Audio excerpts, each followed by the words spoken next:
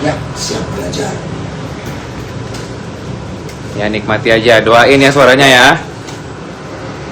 Kalau saya berkata hidup itu indah, hidup itu menyenangkan, yang dipikir itu muncul apa? Saya ulangi, kalau kita berbicara tentang hidup itu indah, hidup itu menyenangkan, kita mikir tentang apa? Uang, Uang. apa-apa aja. Mau apa-apa punya. Hidup itu indah, hidup itu menyenangkan. Karena kita sudah ditebus oleh Tuhan Yesus, hidup itu hidup yang menyenangkan. Haleluya. Rohani. Hidup yang ditebus, ya hidup yang begitu. Tapi hidup yang menyenangkan dan indah. Punya segala Kalau sesuatu. kita tidak punya musuh, Oh, iya. catat ini. Uang banyak, musuhnya banyak. Walah. Ngapain? Tuh, Betul. fasilitas hidup ada, tapi musuhnya banyak. Ngapain? Nah, jadi selama kita hidup dan masih belum mengampuni, maka kita nggak akan hidup ringan, nggak akan indah, pasti berat. Nah, maka itu kita periksa hati kita, masih punya musuh nggak dalam hidup ini? Kalau kita masih punya musuh, mau punya uang berapapun, kita akan bahagia hidup ini. Betul? Nah, ini yang diajarkan Tuhan Yesus, selalu mengampuni, mengampuni, mengampuni. Karena hidup yang tidak punya musuh, maka hubungan kita dengan Tuhan itu jadi indah sekali. Kok bisa kaya? Uang banyak, temennya banyak dong katanya. Oke, saya mau buktikan uang banyak, temannya banyak, itu berarti musuhnya lebih banyak. Karena apa? Kalau ada orang tahu saudara punya banyak uang, pasti yang minta banyak. Nah, kalau yang minta nggak dituruti, jadi apa? Musuh. Ya sudah. Maka itu bukan uang, tapi tidak punya musuh. Itu hidup yang luar biasa. Oke, kita lihat ayatnya ini. Tunggu dulu ya, ada yang cuma kata. Iya. Ayo masuk. Soalnya. Oke.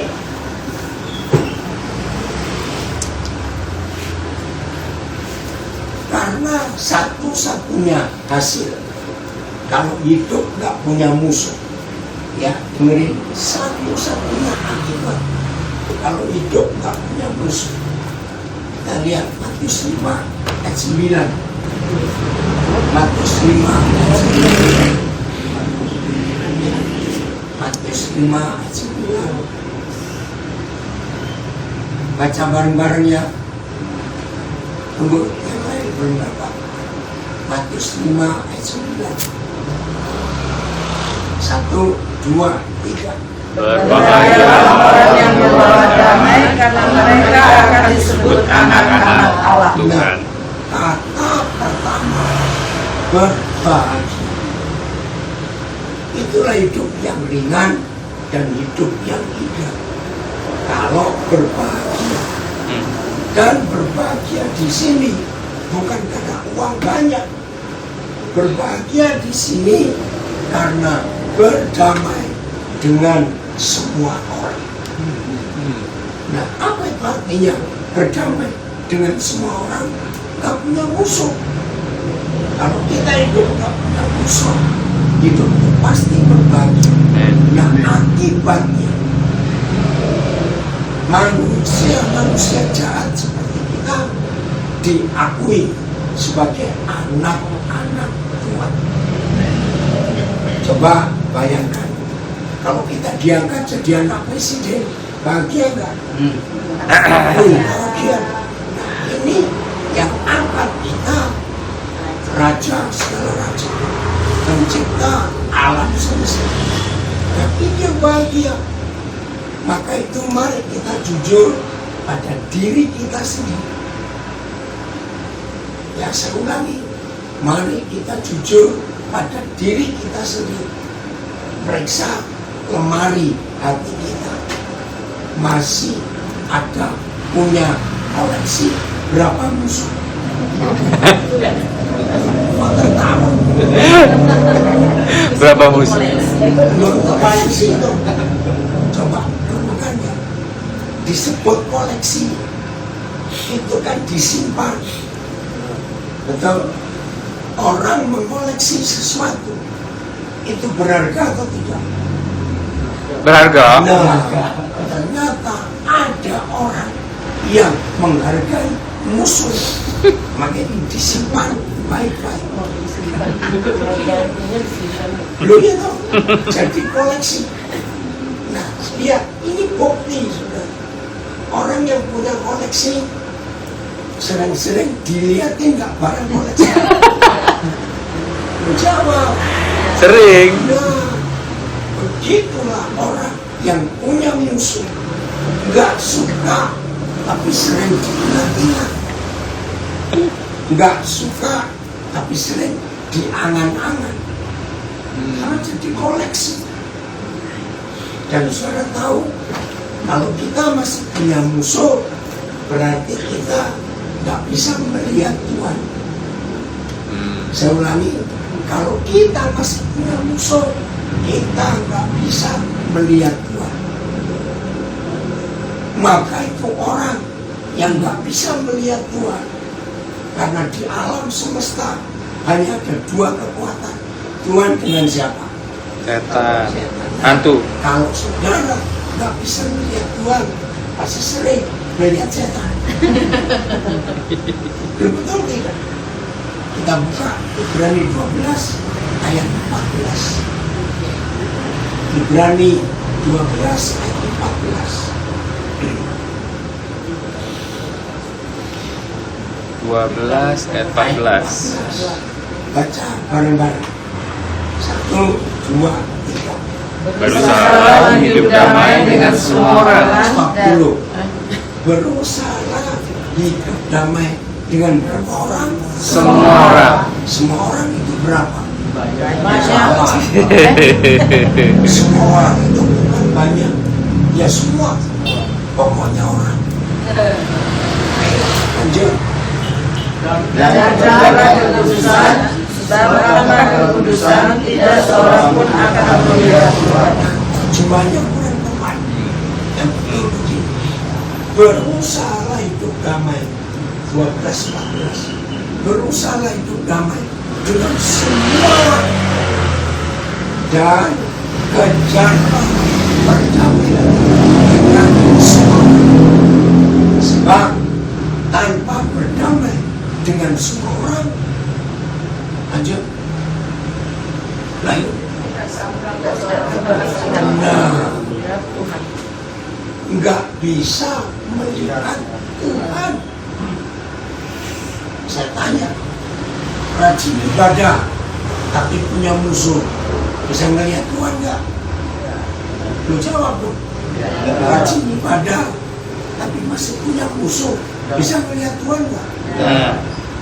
Rajin berdoa, pagi doa, siang doa, sore doa, malam doa, masih punya musuh, bisa melihat Tuhan nggak?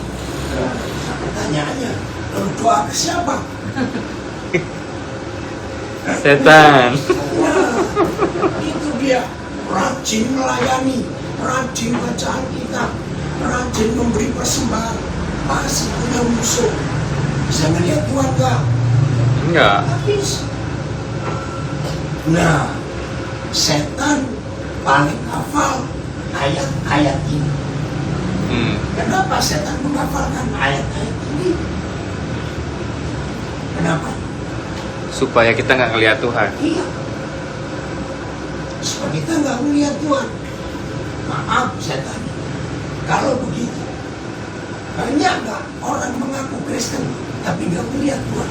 Banyak dong berarti. Karena Masih punya banyak musuh. punya koleksi. Koleksi musuh.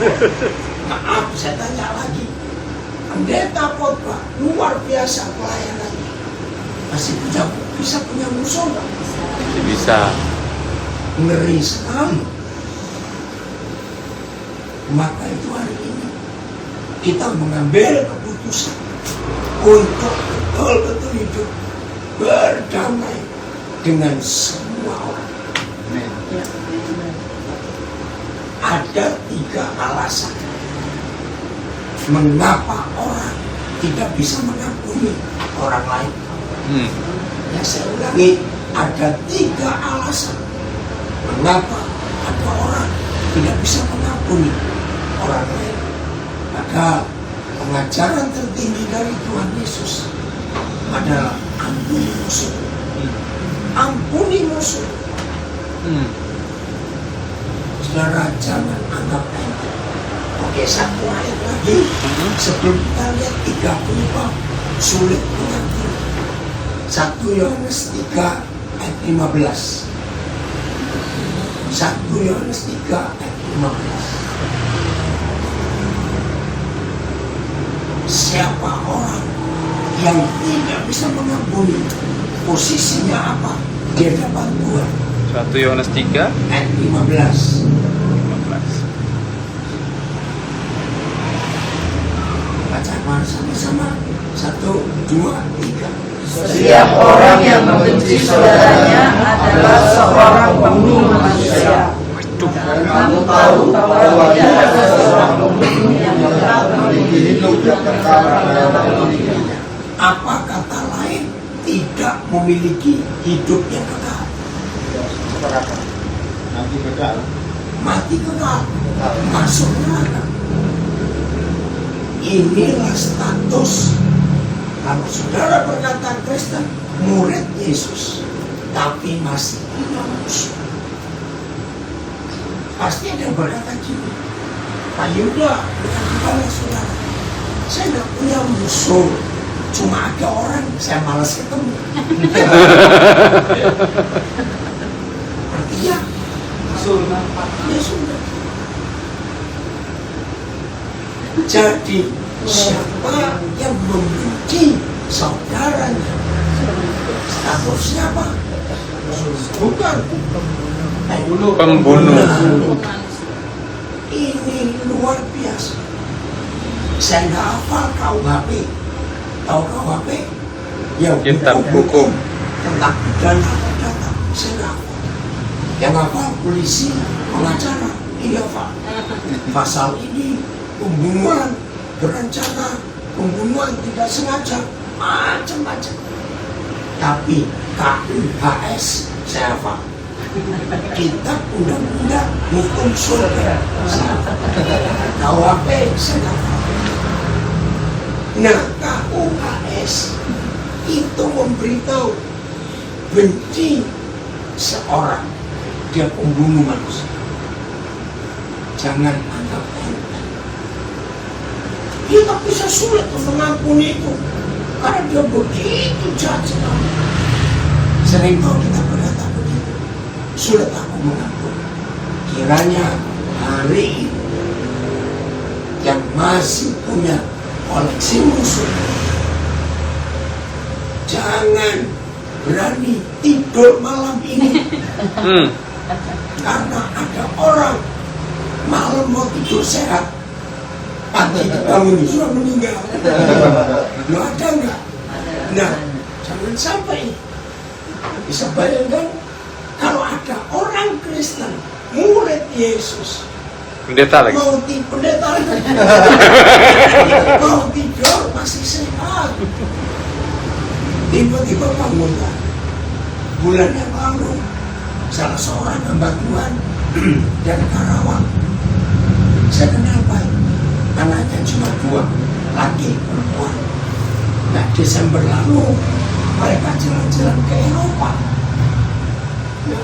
Nah, Januari pertengahan kira-kira anak nomor 2 Yang pagi itu harusnya berangkat kerja, kok nggak bangun-bangun? Begitu kamar dibuka, dia sudah meninggal. Nggak sakit apa? Saya telepon ayahnya, malam mau tidur, masih berdoa bersama-sama. Aduh, saya pun sedih juga. Anaknya baik sekali, suaranya bagus kalau memuji Tuhan, pelayanannya luar biasa. Sebayangkan. Maka itu, jangan berani meninggalkan tempat ini.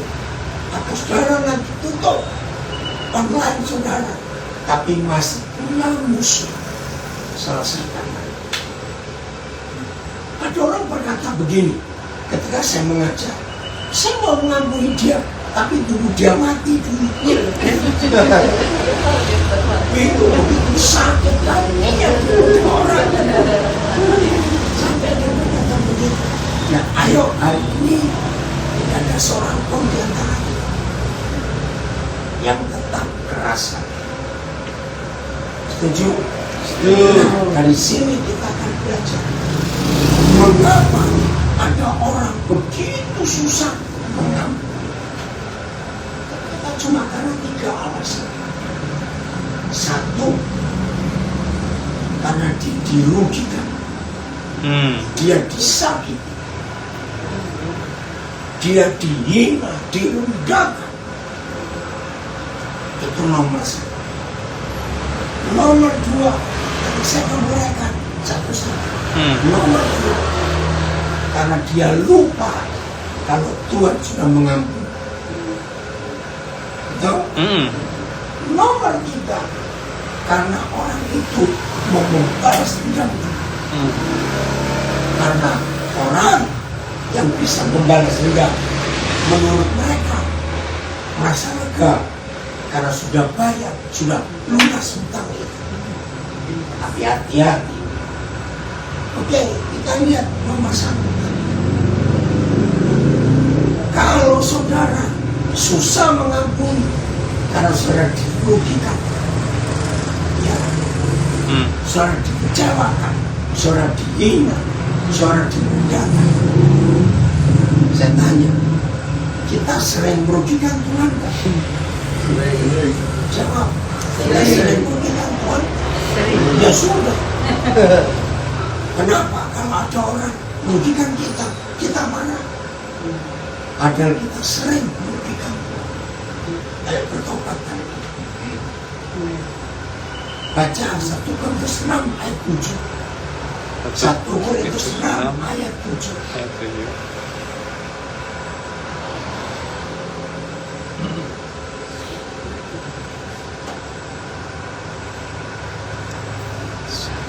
Ya, 1, 2, 3. Adanya saja perkara di antara kamu yang seorang terhadap yang lain telah merupakan kekalahan bagi kamu. Nah, stop dulu. Kapan kita kalah?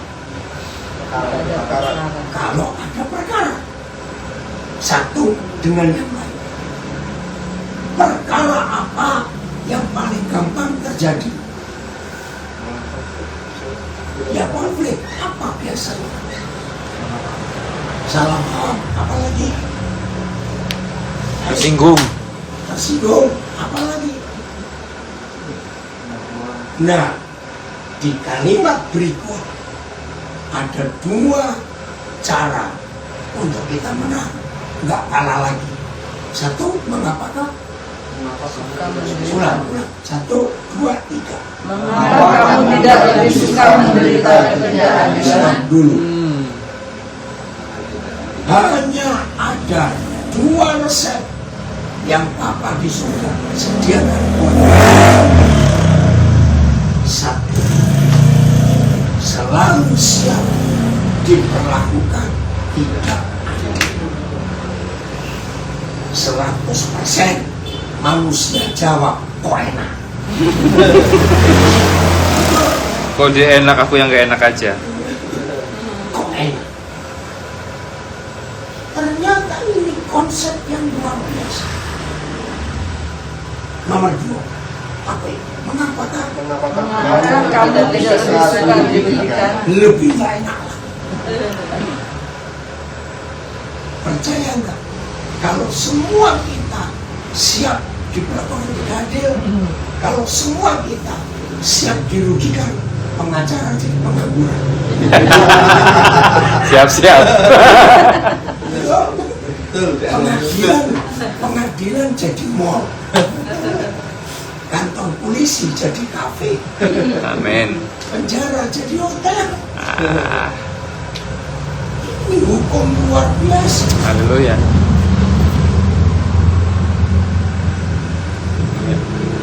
Lanjut atau pulang? Nekat, masih mau nekat. Lanjut, makin gak enak. Ini hukum luar biasa. Siap diperlakukan tidak adil, siap dirugikan, Hmm. maka kita jadi pemenang. Amin. Amin. Nah, ini rahasia. Kalau kita menang, yang kalah itu setan. Amin. Kalau kita kalah, yang menang setan. Jujur, kita lebih senang mengalahkan siapa? Tuhan. Mengalahkan Tuhan. Saudara, Sedih ya. hukum ini luar biasa. Jadi kalau ada orang memperlakukan keadilan kepada kita, senyum saja. Haleluya. Keadilan akan datang dari Amin. Roma 12. Lihat ayat yang ke 19. Roma 12 ayat 19. Roma 12. Ya. Baca sama-sama. Ayat yang ke 19. 1, 2, 3. Saudara-saudaraku yang kekasih, janganlah kamu sendiri menuntut pembalasan, tetapi berilah tempat kepada murka Tuhan, sebab ada tertulis, pembalasan itu adalah hakku. Akulah yang akan menuntut pembalasan. Firman Yahweh. Kalau bahasa Jawa, Yowes. Ya sudah. Kenapa?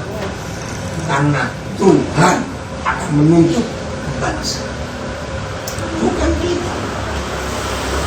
Saya masih ingat waktu jadi guru sekolah minggu dan saya mengajar soal ini. Ada seorang anak, selama saya ngajar, dia merenung serius sekali, bukan melamun, serius. Saya tahu anak ini lagi mendapat sesuatu dari Tuhan. Akhirnya saya beri dia kesempatan. Kamu mau tanya apa? Wajahnya berubah. Saya baru ngerti, oh, ternyata tangan Tuhan lebih besar dari tangan saya. Saya jawab, sudah tahu. Betul nggak? Maksudku apa? Ini ada teman sekolah saya yang suka jati saya. Kalau sekarang istilah bullying, dibully. Saya pun tahu hukum Tuhan, oh, saya harus mengampuni, tapi saya nggak bisa. Saya pengen balas. Sudah berapa kali saya coba lepaskan tangan mau tinju, tidak jadi. Dan setelah Om bacakan Roma 12 ayat 19, oh, tangan Tuhan lebih gede dari tangan saya. Jadi kalau saya mukul dia pakai tangan saya, sekuat apa? Bukan lebih hebat kalau tangan Tuhan yang mukul dia, karena tangannya lebih gede. Wih, saya dapat sesuatu dari kamu. Jadi misalnya saudara menang di pengadilan karena keadilan berpihak pada saudara, mana lebih saudara pilih, keadilan Tuhan atau keadilan pengadilan? Karena kita tahu seringkali keadilan pengadilan justru tidak adil. Betul? Karena di pengadilan manusia yang punya uang yang menang. Pengacara senyum-senyum. Maka itu dengan yang pertama ini gampang gak mengampuni? Loh, kok dia? Gampang nggak mengampuni itu? Gampang. Nah nih, Harusnya gampang. Rahmatnya Tuhan kok. itu jawabannya nggak tepat semuanya. Nggak ada pokoknya, pokoknya.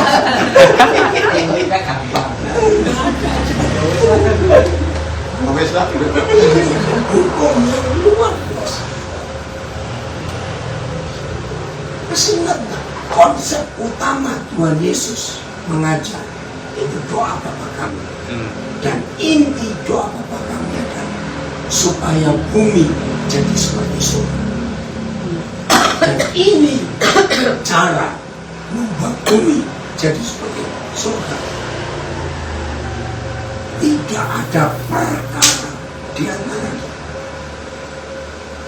Maka itu 1 Korintus 6 ayat 7 tadi, adanya saja perkara di antara kamu satu dengan yang lain sudah merupakan perkara. Ya jangan kau kalah dong. Yaitu siap untuk diperlakukan tidak adil, siap untuk dirugikan. Iblis yang kalah, kita yang menang, Tuhan yang dipermuliakan. Amin. Amin. Wah, hidup ini luar biasa. Jadi nomor 1 tadi, mengapa kita susah mengampuni? Karena Mau kita tertutup. menuntut. Betul enggak? Nggak usah. Tunggu aja pembalasan Tuhan. Amin. Ya, karena ada pengacara, saya sudah mengatakan. Tapi kalau punya kesempatan, ya silakan. Pakai jalur hukum. Kalau punya kesempatan. Tapi kalau nggak ada, ya sudah. Apa itu punya kesempatan? Nyawang. Nah, kalau punya uang. Tapi saya cari kepada banyak orang juga. Walaupun punya uang, makin banyak uang keluar. Betul, bayar ini, bayar itu. Kayak banyak musuh lagi. Iya. Ini 2 minggu lalu saya kaget. Di Surabaya ada pengacara terkenal. Huruf depannya K, namanya saya nggak kenal. Tiba-tiba ada orang ngurus perceraian. Saya tahu bayarannya 600 juta. Tapi belum perkara, baru uang muka. Jadi nanti sidang pertama siapkan uang sekian lagi, sidang kedua sekian lagi, terus.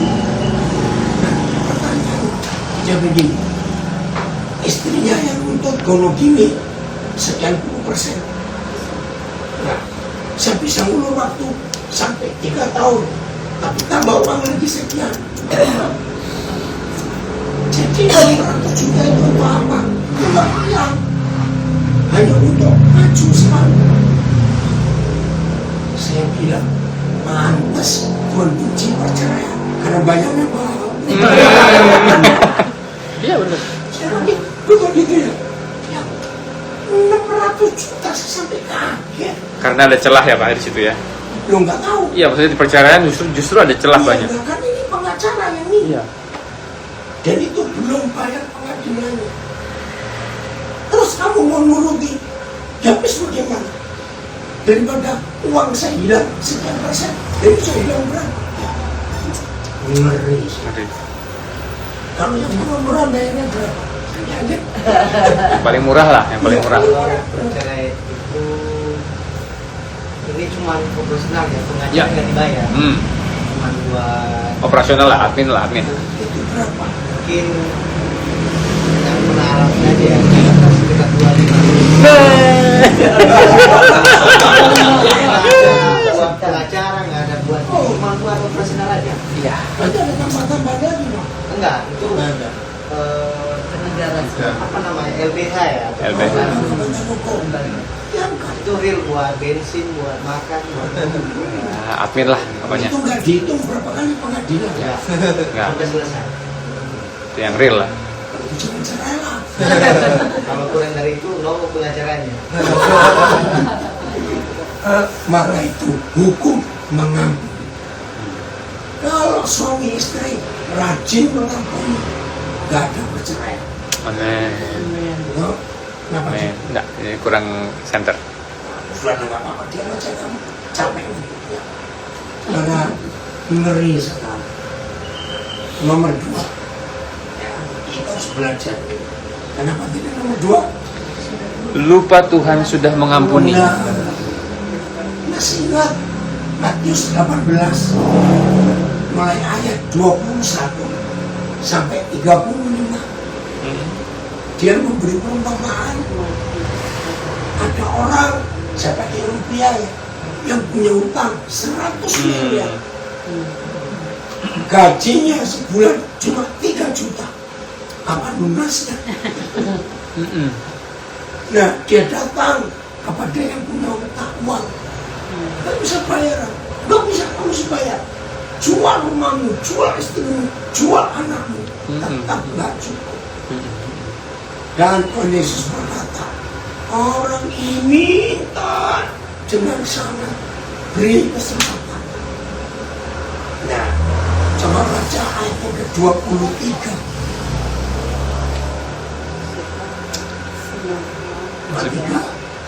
Ayo. 1, 2, 3. Sebab hal kerajaan surga Seumpama seorang raja yang tidak mengadakan perhitungan dengan hamba-hambanya. Nah, perhitungan terus. setelah ia mulai mengadakan Ayo, ulang. 1, 2, 3. setelah ia mulai mengadakan perhitungan itu, dihadapkanlah kepadanya seorang yang berhutang 10.000 talenta. Nah, ini 100 miliar. Oke, terus. Tetapi karena orang itu tidak mampu melunaskan hutangnya, raja itu memerintahkan supaya dijual beserta anak istrinya dan segala miliknya untuk membayar hutangnya. Ngeri bukan? Lanjut. Maka sejumlah hamba itu menyembah dia, katanya, sabarlah dahulu, segala hutangku akan kulunaskan. Siapa hamba itu? kita. Kita. Hutang kita kepada Tuhan nggak terbayar. Terus apa sikap raja itu? Lalu tegaklah hati raja itu oleh belas kasihan akan hamba itu, sehingga ia membebaskannya dan menghapuskan hutangnya.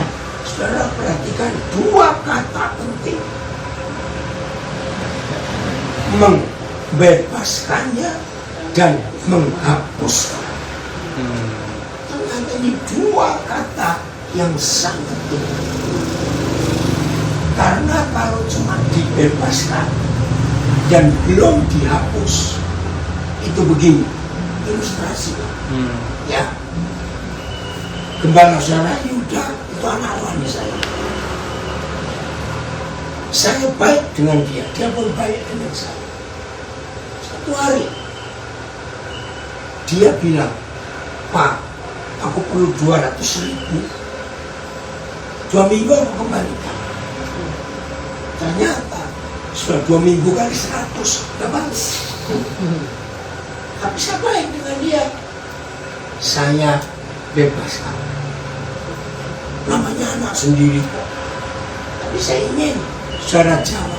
Yang di rumah juga ya, tulis. Nanti biar Joe yang baca. Ya. Jujur.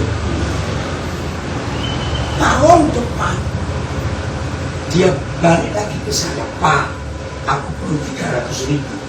2 minggu aku balik. Kalau saudara itu saya, mikir apa? Saya kasih 300.000, saya kasih. Tapi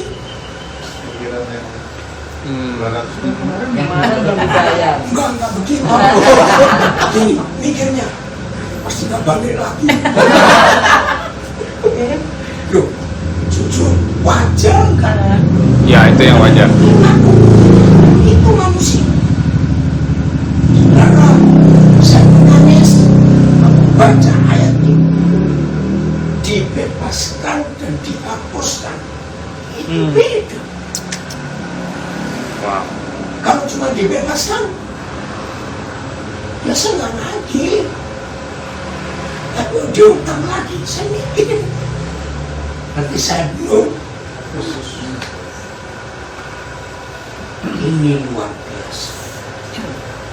Ayo semua kita yang mendengar firman, kita sudah membebaskan dan menghapuskan. Nah, ini TSI-nya. Hati raja tersentuh dan merasa kasihan kepadanya, sehingga dia beserta keluarganya dibebaskan dan semua utangnya pun dihapuskan. Berapa miliar tadi? 100 miliar. 100. Rumah kekayaan dijual, istri, anak-anak dijual, nggak lunas. Itulah dosa-dosa kita kepada Tuhan. Mampu bayar? Mau pakai korban sapi berapa juta ekor? Mau pakai korban kambing berapa ratus juta ekor? Nggak lunas. Raja itu adalah Bapa kita di surga. Haleluya. Bebas. Luar biasa. Ya, ada yang nulis dalam bahasa Inggris, saya nggak tahu itu siapa diangkat. To get, to give, and to get. Punya dipakai angka 2. Tahu artinya to give, memberi. To get, kalikan 2. Jadi berapa? Forgive Forgive and forget. and forget. Wah, itu luar biasa. Artinya mengampuni dan melupakan. Ini hukum kasih. Jadi kalau cuma angka 2, kita jadi jahat dan egois. Tapi kalau dikalikan 2, mengampuni dan melupakan. Ayat berikut, ayat berapa itu? Maaf, gini. Apa yang terjadi dengan kita kalau hutang 100 miliar, gaji sebulan 3 juta, lunas dan bebas? Kita bagaimana? Aduh, bebannya ringan sekali jadi. Salah, bisa tinggal tidur sebulan. Karena senangnya luar biasa. Ini ayat berikut, apa yang terjadi? Ayat 28. 1, 2, 3. Tetapi ketika hamba itu keluar, ia berdosa. Ayo kita ganti saya. Hamba itu ganti saya. 1, 2, 3. Tetapi ketika saya keluar, saya ketemu dengan teman saya yang berutang 100 dinar kepada saya. Ganti yang berutang 100.000 rupiah. Dari depan kita ulang. 1, 2, 3. Tetapi ketika saya keluar, saya bertemu dengan teman saya yang berhutang 100.000 kepada saya. Terus Saya menangkap dan mencekik kawan saya itu. Kata saya, bayar hutang.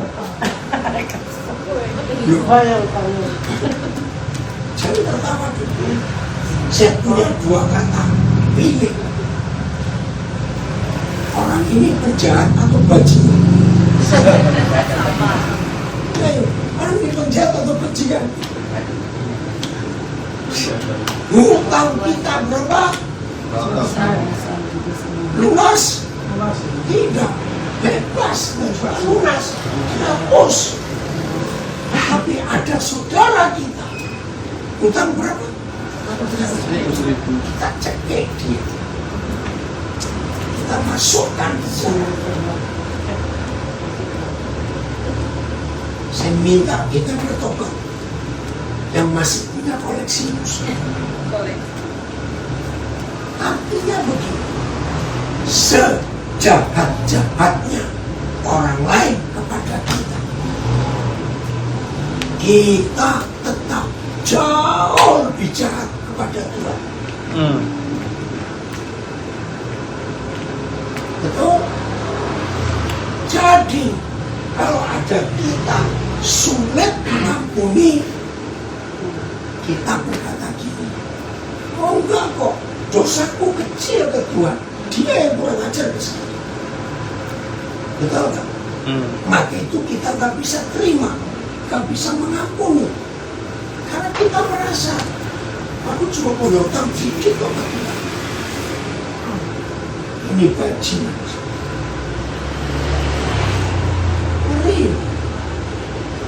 Maka itu siapa yang belum bisa mengampuni saudaranya, ini penjahat besar.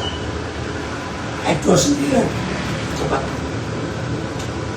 1, 2, 3. Maka sujudlah kamu. Nah, sama nggak seperti kita tadi sujud kepada raja itu?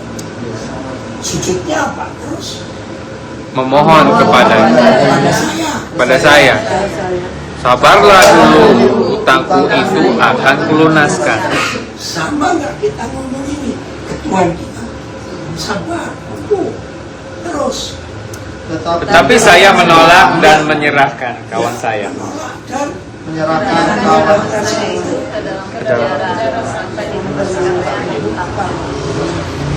betapa jahatnya kita. Ingat, utang 100 miliar. Bagaimana? Dihapus, Hapus. dibebaskan dan Ini utang 100 ribu. Ditagih, nggak cuma ditagih, dipukuli, dicekik. masukkan penjara.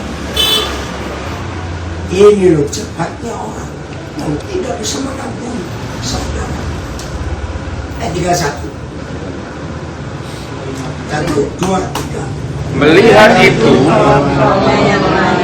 sangat sedih, lalu menyampaikan segala yang terjadi kepada tuan mereka. Lanjut. Menyuruh memanggil orang itu, manggil saya itu, dan kepada saya. Nah, terus Hai hamba yang jahat, seluruh hutangmu telah kuhapuskan karena engkau memohonkannya kepadaku. Bukankah engkau pun harus mengasihani kawanmu seperti aku telah mengasihani engkau? adil nggak ini? Enggak.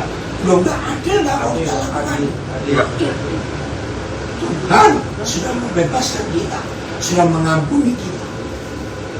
Nggak adil kalau kita tidak membebaskan suara kita yang utangnya cuma sedikit. Kalimat ini penting. Ayat 34. Oh, maaf, 33. Betul. Sudah tadi. Oh, sudah. Oh ya, 34. Maka marahlah tuannya itu dan menyerahkannya kepada Algojo. Saya. Kepada Algojo. sampai saya Melunasi seluruh utang saya. Kembali lagi utangnya. 100 miliar. bukan Algojo, tapi Algojo. nggak tahu berapa jumlahnya. Oke, ini karena saya dulu ngajar sekolah minggu, zaman sekarang nggak ada lagi Algojo. Anak-anak tanya, apa itu Algojo? Itu saya jawab, apa bedanya Algojo dan tukang pijat? Beda nggak? Iya, langit dan bumi. Enak mana? Enak mana yang jawab? Pijit. Sudah gembuk, tahu gembuk, ayam geprek masih lebih enak daripada ditojokin Algojo. Dan bayar 100 miliar. Jadi yang tidak mau mengampuni, yang masih punya koleksi musuh, menderita gak itu? Begitu. Ingat kalimat pertama saya tadi, kapan kita bisa hidup indah, bahagia, dan ringan? Jawabannya, kalau nggak punya musuh.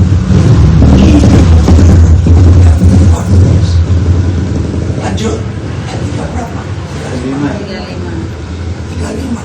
Coba lihat. maka Bapakku yang di sorga akan berbuat demikian juga terhadap saya.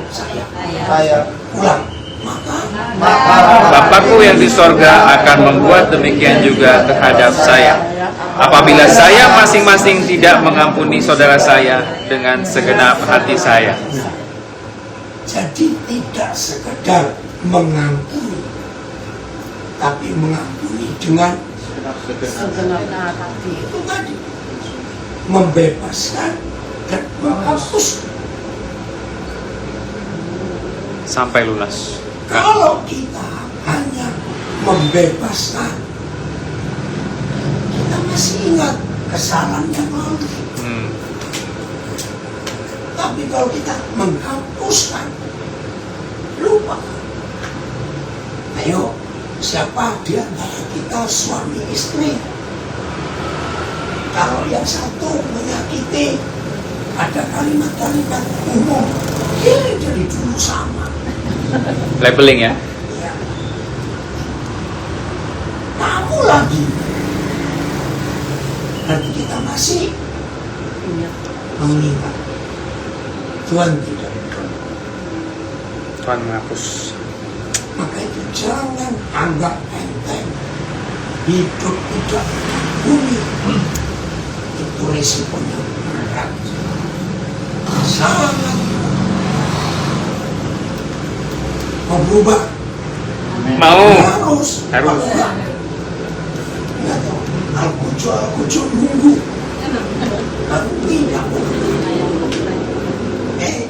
Yang ketiga, kenapa susah ngampuni? Yang ketiga, Mau balas dendam dulu, karena menurut dia balas dendam itu baru impas. nggak terima.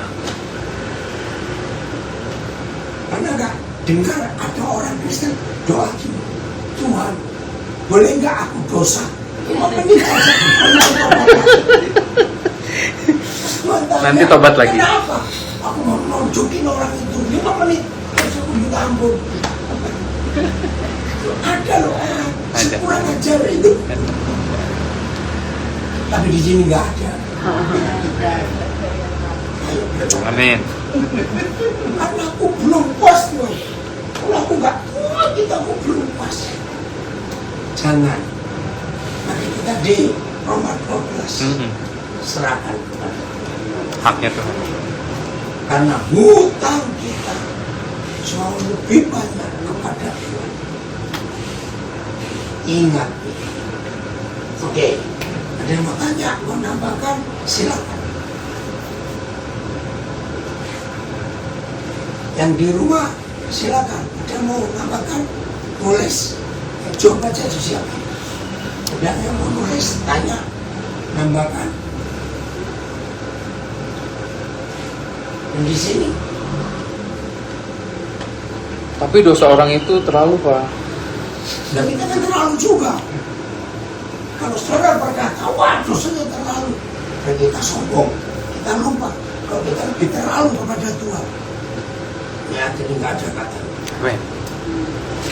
Selalu ingat, hutang kita jauh lebih banyak. Ada? Nggak ada. Yang di sini mungkin ada. Untuk kalau misalnya kita masukin ke kasus bully, kita mau kasih anak-anak biar bagaimana dalam hal bully. Hasil banyak anak yang kena bully itu kan depresi, ada yang macam-macam. Trauma. Itu apakah akibat dari karena tidak bisa mengampuni atau karena dia masih pegang terus bahwa perlakuannya kayak gini, perlakuannya kayak gini, aku harus balas? Apakah karena itu atau karena memang akibat dari perlakuan itu? Jadi gimana ngomong ke anak-anak bahwa mereka sikap mereka saat mereka menerima bully itu seperti apa supaya mereka tidak mengalami mental penyakit Mental down, ya? mereka tetap Ya, pada saya posisi oke. yang saya bisa kata yang baik gitu. Ya. Lakukan 2 cara. 1, yakinkan anak dengan harga diri. beri ilustrasi uang 100.000 buang ke selokan atau buang ke lumpur atau kalau perlu kasih kotoran sapi, kotoran anjing, kotoran kucing. Terus tanya pada anak itu, kalau ini mama cuci, mama bersihkan, nilainya sama nggak? Sama. Jadi harga dirimu bukan karena kata-kata temanmu. Kamu tuh hebat. Jadi nggak usah sakit hati. Betul. Kalau anak-anak itu diyakinkan bahwa dia itu hebat, dia itu luar biasa, dia akan terpengaruh dengan pun. Jadi nggak usah takut. Jadi kuatkan dia. Terus yang kedua, datangi anak itu. Pasti dia pernah dibully juga. Betul kan? Anak yang membuli karena dia pernah dibully. Ajak ngomong. Dulu kamu dibully sakit nggak? Ya, masalahnya. Kamu tahu nggak akibatnya? Jadi jelaskan ke anak ini akibat kelakuan jahat kamu. Ya, tolong sembuhkan. Setelah anak yang membuli ini sadar, ketemukan dengan sembuh. Amin. Gampang bukan? Dan itu yang dilakukan Tuhan Yesus. Waktu pagi-pagi para imam melempar seorang perempuan yang berkata bahasa berbajingan. Lihat para imam itu nggak adil. Kalau ketangkap bahasa berarti ada lakinya. Kenapa nggak dua-dua dibawa? Ada yang kotor, jangan-jangan lakinya salah satu imam. Nah, lihat cara Tuhan Yesus. Siapa di antara kamu yang merasa tidak berdosa, lemparkan batu dia. Itu caranya. Ya, semua ada caranya. Dan jawabannya ada pada firman. Amin. Ada lagi? Oh ya, silakan Bapak. Ayo. Tadi kan berkaitan sama hutang ya, Bu. Ya. Mungkin ada dua sih pertanyaan ini. Yang kuat suaranya. Berkaitan sama saya ada juga. Ya. Satu tentang hutang piutang. Kita kan sebenarnya kasih hutang sama kejadian 2 minggu. Tapi mungkin udah bertahun-tahun ya. Kita udah ikhlaskan. Tapi kita nggak sampaikan ke orangnya. Jadi orangnya juga agak menjauh ke kita, Bi. Ya. Sebenarnya yang benarnya seperti apa? Seperti kan kita ikhlaskan tanpa menyampaikan atau ikhlaskan harus menyampaikan. Kedua, Satu-satu dulu. Mengampuni itu mendidik. Saya ulangi, mengampuni itu mendidik. Jadi kalau kita ikhlas dan kita mendidik orang itu, kita sampaikan. Kira-kira kalau kamu diutang orang dan kamu nggak dibayar balik, gimana perasaanmu? Kalau jawab nggak apa-apa itu, besok tinggalin aja. Lo usah diurus, jadi orang ini berubah. Dan lain kali kalau dia balik ngutang, nggak bisa. Karena kamu nggak belajar. Oke? Yang kedua, Bu, ini mungkin